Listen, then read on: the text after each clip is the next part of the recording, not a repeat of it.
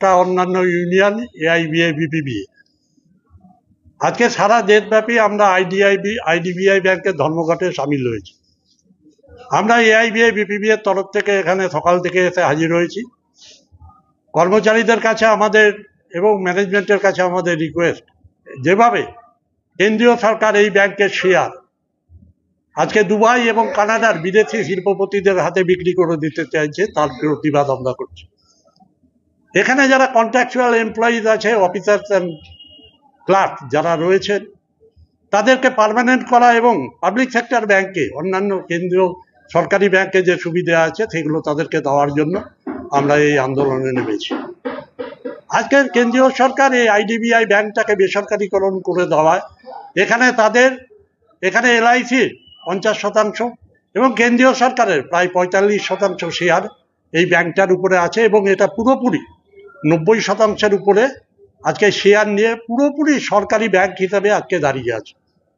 কিন্তু দুর্ভাগ্য হলো এইটা যে আজকে এই ব্যাংকটা যখন 3 লক্ষ কোটি টাকা সাধারণ মানুষের ডিপোজিট জমা রেখেছে, আজকে 3 বছর ধরে এই ব্যাংকটা 30,000 কোটি টাকা আজকে যখন সরকারকে প্রফিট দিচ্ছে, এই রকম একটা প্রফিটের ব্যাংককে আজকে দুবাই কিংবা কানাডার শিল্পপতিদের হাতে বিট করে বিক্রি করে দিতে যাচ্ছে।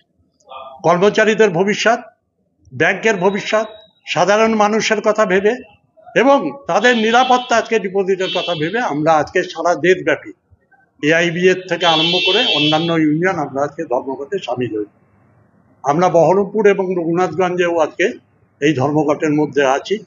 আমরা সবার কাছে অনুরোধ করছি যে আজকে কেন্দ্রীয় সরকার যেভাবে চক্রান্ত করে আইডিবিআই ব্যাংককে আজকে শেষ করে দিচ্ছে, সাধারণ মানুষের কাছে আপনাদের মাধ্যম দিয়ে আমাদের আহ্বান, এগিয়ে এসে আমাদের পাশে দাঁড়ান, কর্মচারীদেরকে বাঁচান। আপনার আমার ঘরের ছেলেরা, এদের কোনো ভবিষ্যৎ নেই। অফিসার থেকে এমপ্লয়িজ থেকে আরম্ভ করে সব আজকে টেম্পোরারিলি ক্যাজুয়ালে কাজ করছে, যাদের পিছনের দিকে ভবিষ্যতে আজকে সমস্ত কিছু পাবলিক সেক্টর ব্যাংকের মতো এদের দেওয়া হয় না। আমরা তাই দাবি করছি যে আইডিবিআই ব্যাংকের বেসরকারীকরণ করা চলবে না।